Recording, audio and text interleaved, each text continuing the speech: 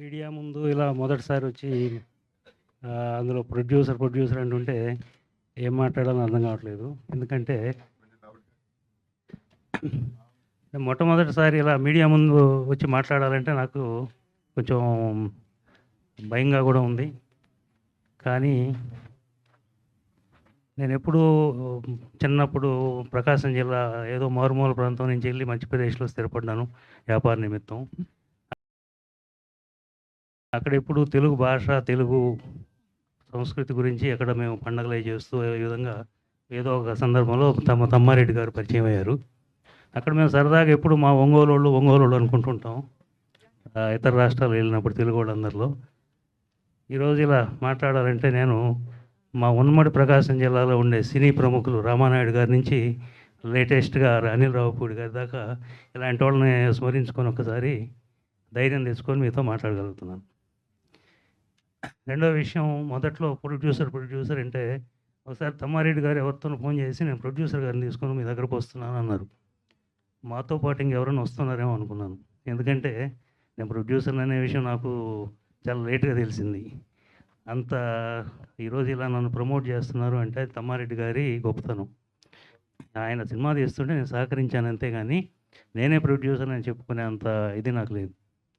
రెండో విషయం, నేను ఈ సినిమా మొదలుపెట్టినప్పుడు మాకున్న వ్యాపార సంస్థల్లో అక్కడున్న మా మిత్రులతోటి కొంతమందితో అన్నాను.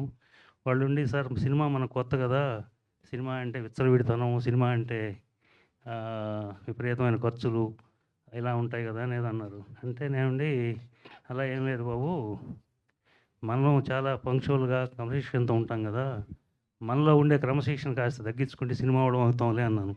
అది మొదట్లో నాకున్న అభిప్రాయం. సినిమా అంతా తీసి అయిపోయిన తర్వాత నాకు కలిగిన అభిప్రాయం ఏంటంటే వెరీ సింపుల్.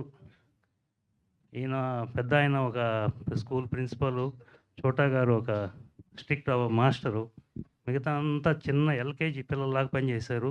నా జీవితంలో ఈ సినిమా నాకు ఎంత ఉపయోగపడద్దో తెలియదు కానీ వీళ్ళని చూసి నేను చాలా క్రమశిక్షణ నేర్చుకున్నాను. అది నా జీవితంలో వేరే కూడా ఉపయోగపడుతుంది. Thank you everyone. ప్రతి ఒక్కరికి నేను ఈ విషయంలో చాలా మీ నుంచి నేర్చుకున్నాను. మరీ ముఖ్యంగా బాబు గారు అయితే, జగపతి బాబు గారు షూటింగ్ అయిపోయింది ఇంక వెళ్ళండి అంటే కూడా లేదు ఇంకొకటి చేసి వెళ్తానని ఉండేవాళ్ళు. అంతా వదలా అన్నట్టే ఉండేవాళ్ళు. ఎప్పుడు ఎవ్వరు, ఈవెన్ లయ గారు కానీ ప్రతి ఒక్కరూ అసలు ఎంత చిన్నపిల్లలాగా పనిచేశారంటే, ఏ రోజు సినిమా వాళ్ళు అంటే ఇలా అలా అని ఏదో టీవీలో చూడడం అది చూశాను కానీ అలా ఏమీ లేదు. సినిమా అంటే నాకు గౌరవం పెరిగింది ఈ సినిమా తీసిన తర్వాత.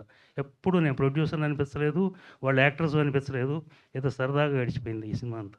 Thank you everyone. Thank you. ఈ సినిమా కోసం పనిచేసిన ప్రతి ఒక్కరికి నేను పేరున కృతజ్ఞతలు తెలియజేసుకుంటున్నాను.